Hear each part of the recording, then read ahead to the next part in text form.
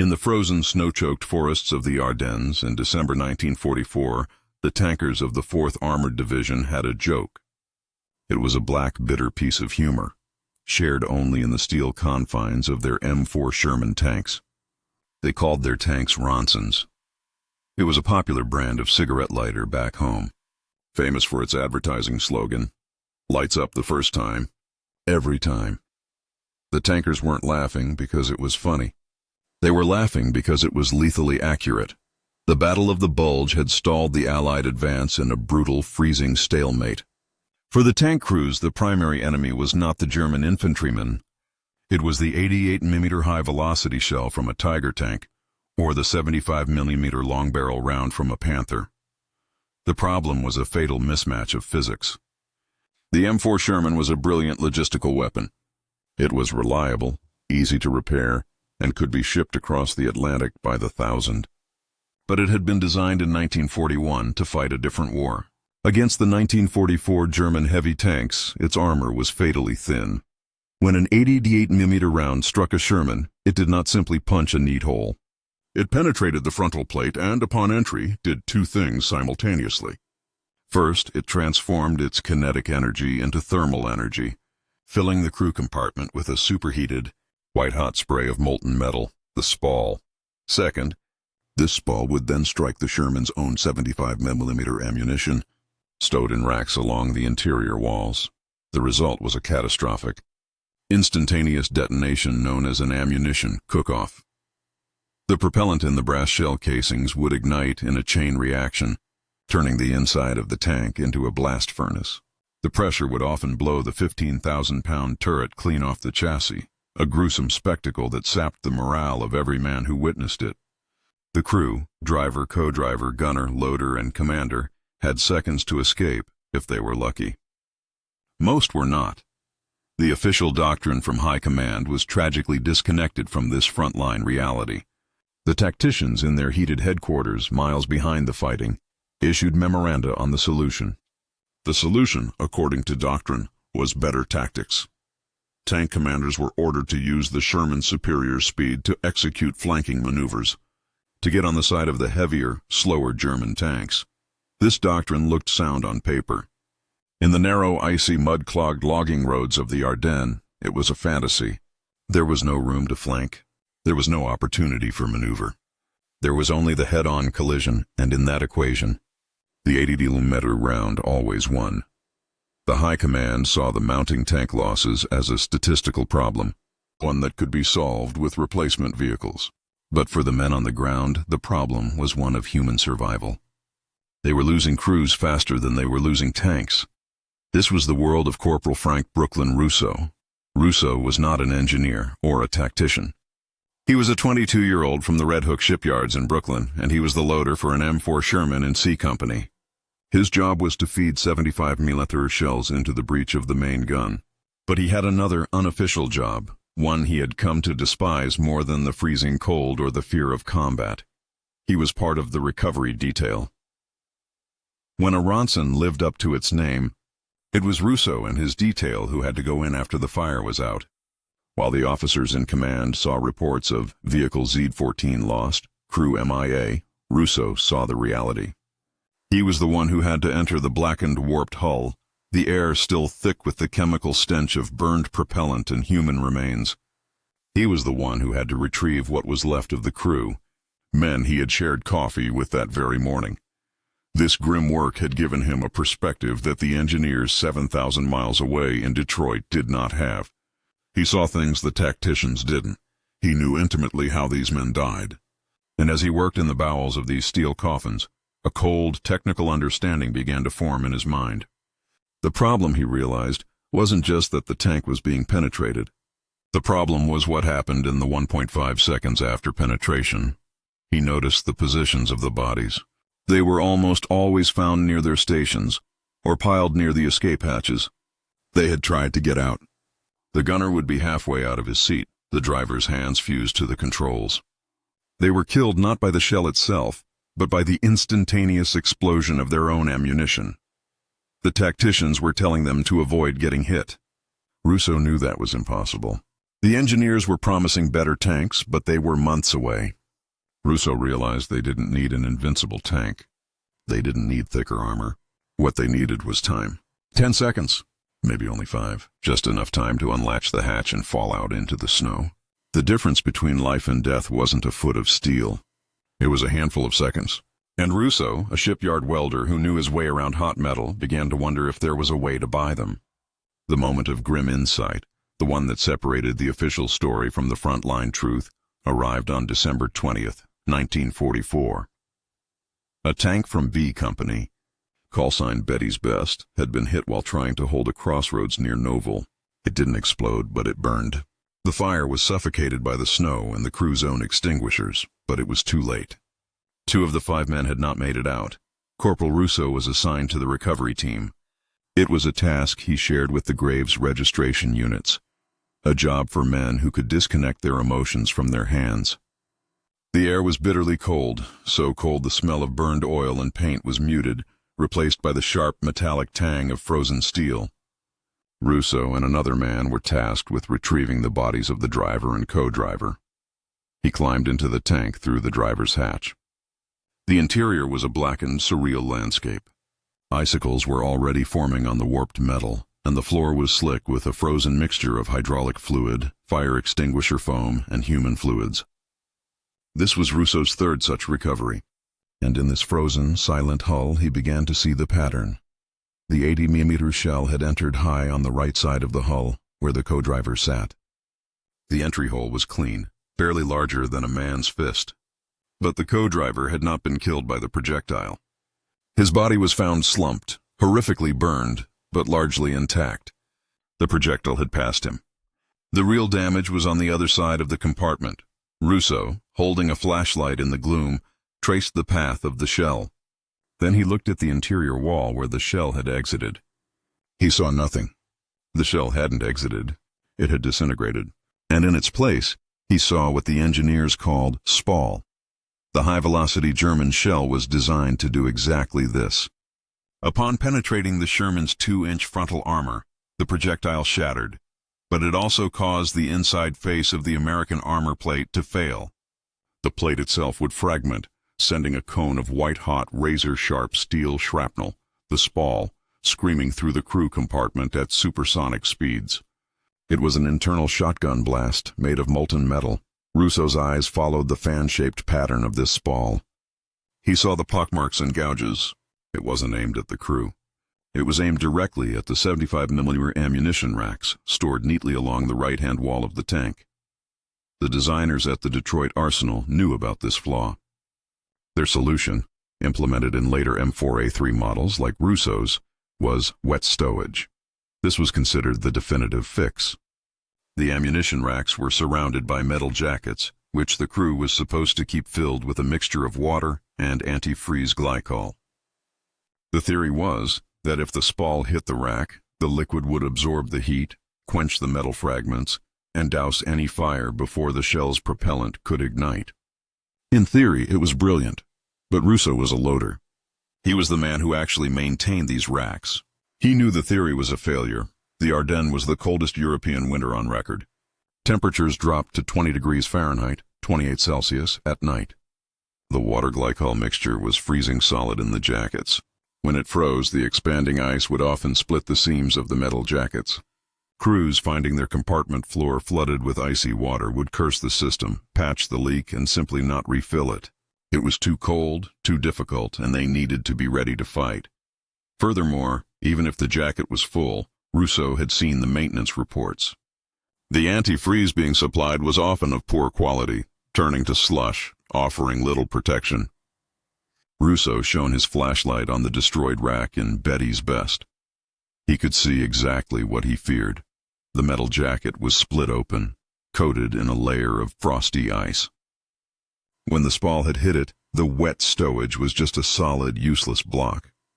Russo climbed out of the wreck, his hands smelling of fuel and ash. He had found the truth. The 88mm shell wasn't the killer. The spall was the killer. The spall was hitting the propellant casings of their own 75mm shells. And the official solution, the one the engineers were so proud of, had been defeated by a simple thermometer. Russo now understood the grim equation. The tank wasn't the problem. The cold was the problem. The cold had nullified their only safety feature. And since Russo couldn't stop the winter, he had to find a way to stop the spall. He looked at the burned-out tank, then at his own, Anxious Angel, parked 50 yards away. He was a loader, not an engineer, but he had been a welder in the shipyards, and he had an idea. That evening, Russo sought out his platoon sergeant, a man named Master Sergeant Kelly. Kelly was a career soldier, a man who believed regulations were the only thing separating an army from an armed mob. Russo, still grimy from the recovery, laid out his theory. He spoke not with emotion, but with the cold, technical precision he'd learned in the shipyards. He explained the spall. He explained the frozen wet stowage and the split seams.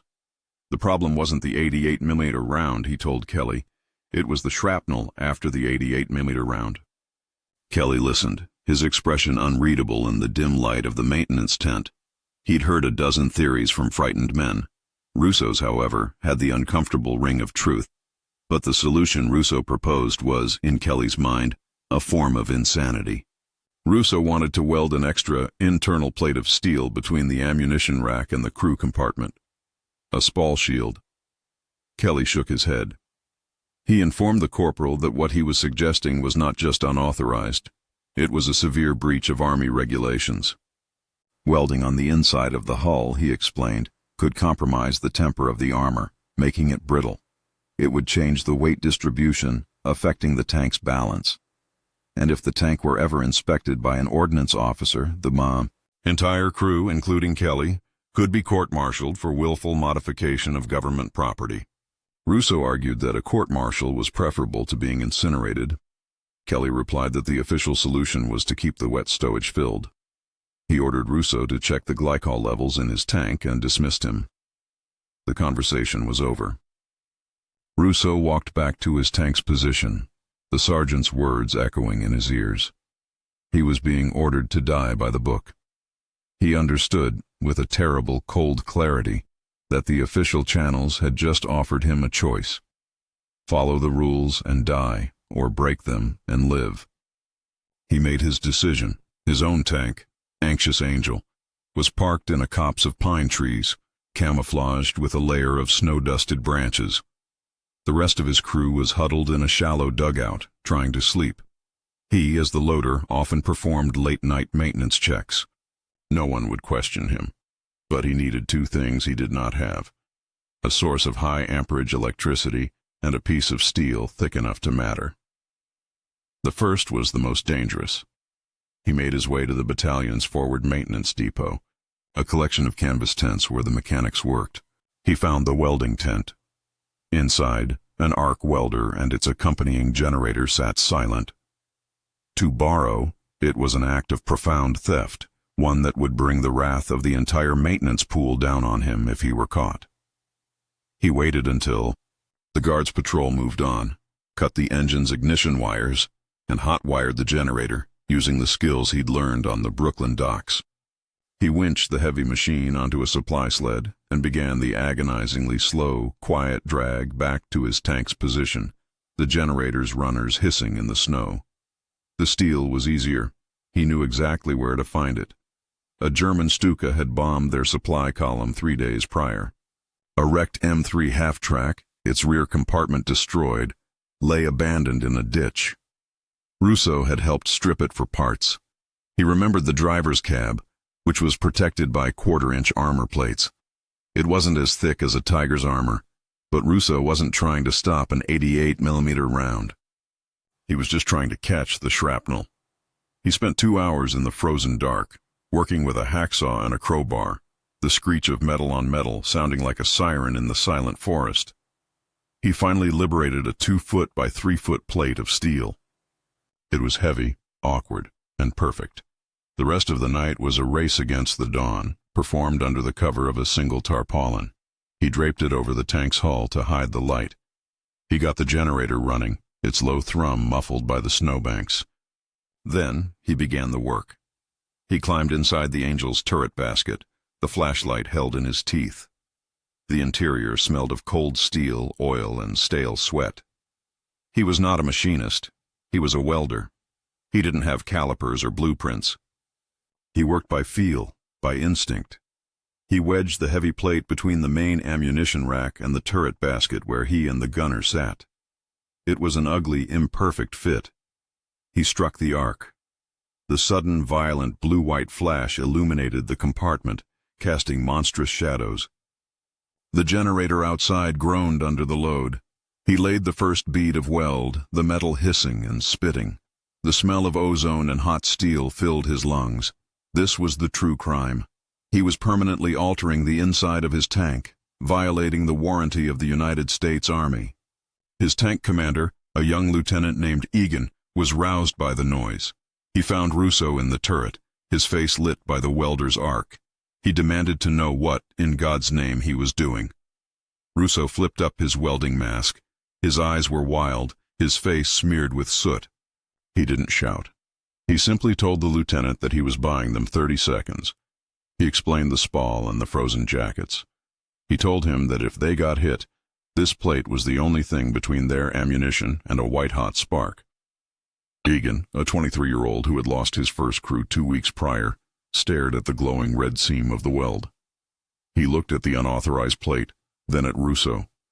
He looked at the sleeping forms of his other 2 crewmen. He did the math. 30 seconds was an eternity. He told Russo to make sure the generator was back before dawn and to wake him for the first watch. Then he turned and walked away, a co-conspirator in his own crew's survival. Russo went back to work.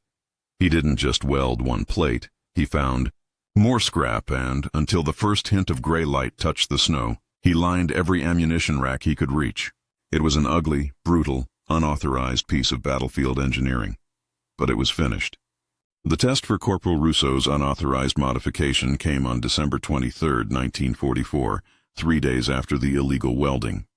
The 4th Armored Division was engaged in a desperate, grinding push to relieve the besieged 101st Airborne in Bastogne. The advance was a slow crawl through snow-clogged roads and frozen fields, a landscape perfectly suited for German defensive tactics. Lieutenant Egan's crew in Anxious Angel advanced with a secret. The driver, a man from Ohio named Patterson, had complained that the tank felt nose-heavy on the left side, though he didn't know why. The gunner and Lieutenant Egan, who shared the turret basket with Russo, were acutely aware of the ugly, scorched steel plates inches from their bodies. Russo's welds were a constant, silent presence, a violation of regulations that they now nervously trusted with their lives. At 14:30 hours, Egan's platoon was ordered to cross a wide, open snowfield to secure a patch of woods known as Bois Jacques. It was a maneuver born of desperation, one that violated every rule of armored warfare. They were exposed, moving slowly over the treacherous ground. The German defenders were patient.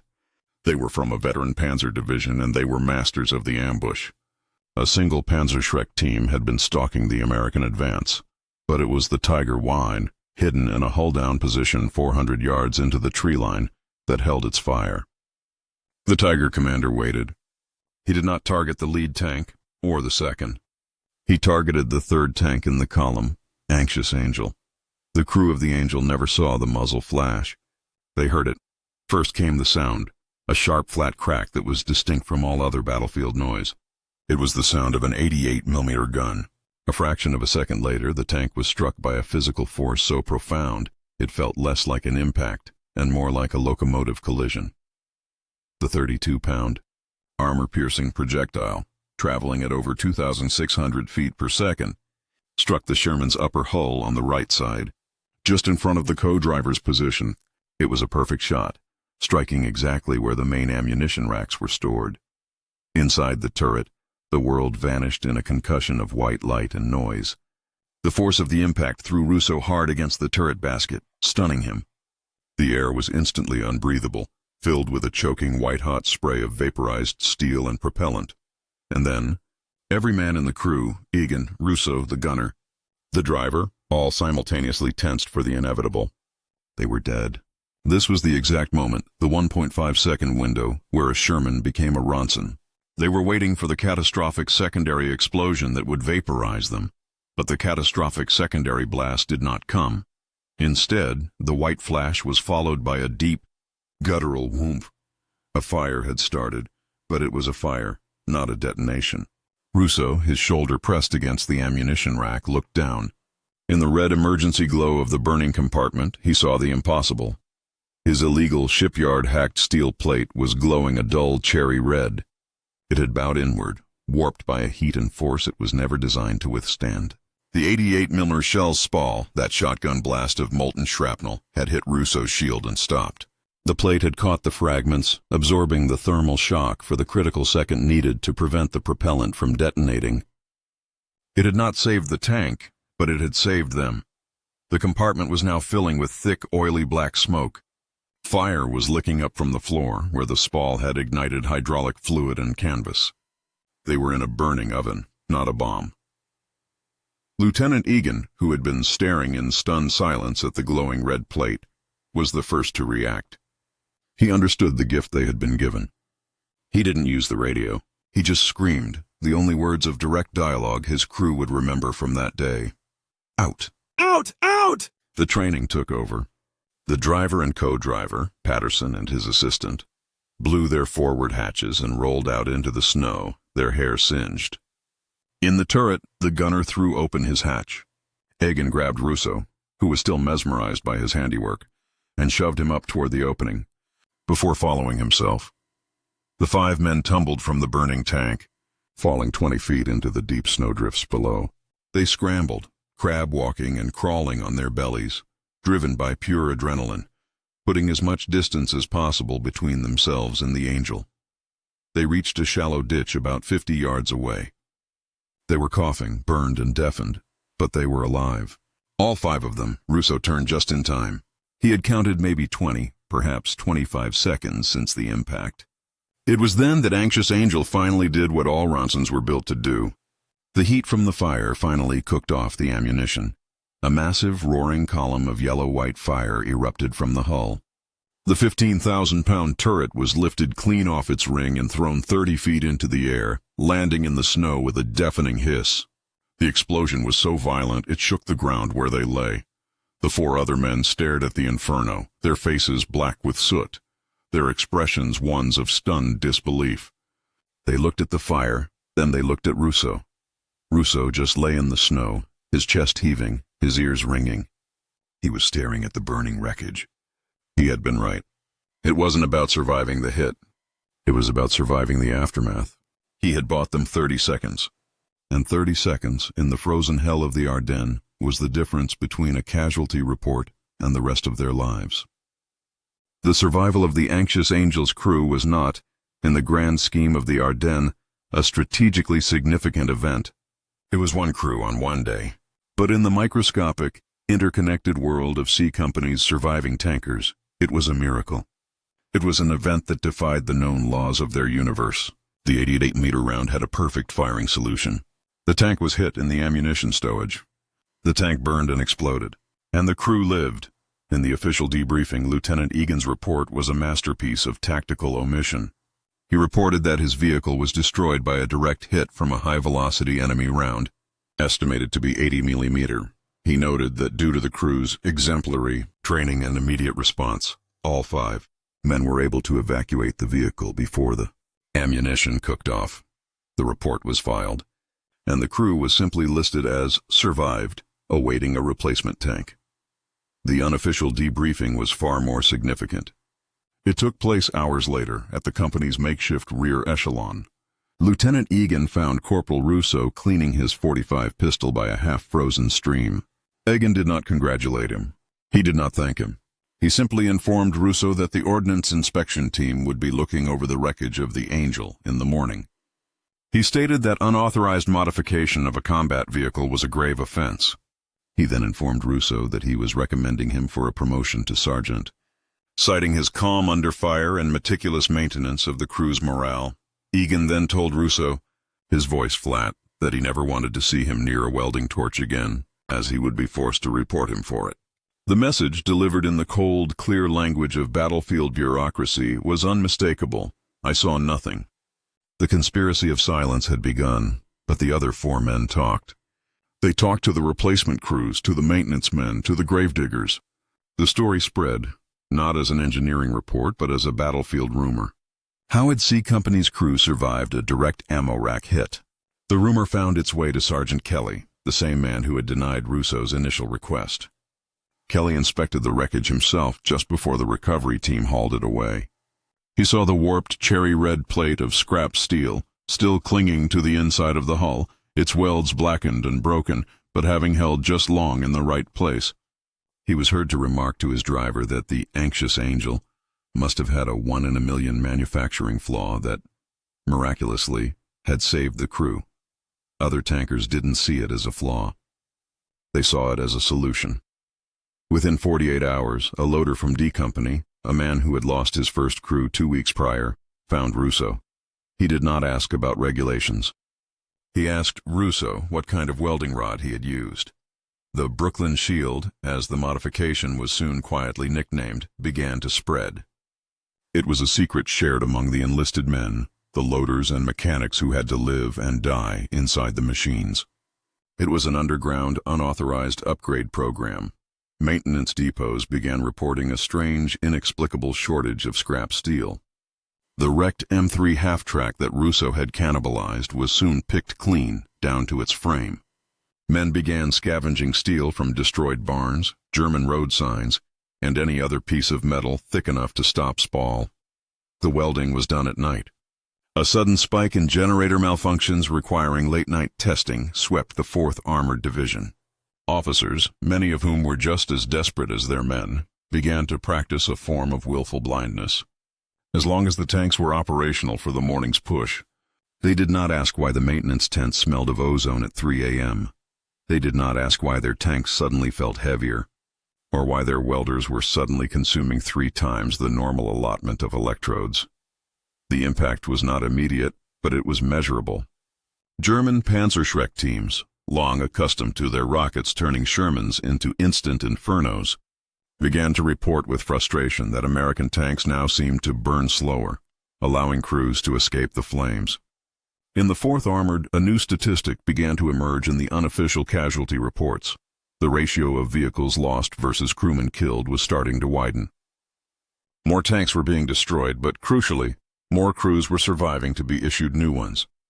The division was retaining its most valuable asset, experienced, combat-hardened veterans. Frank Russo was never awarded a medal for his work. His modification never appeared in an ordnance manual.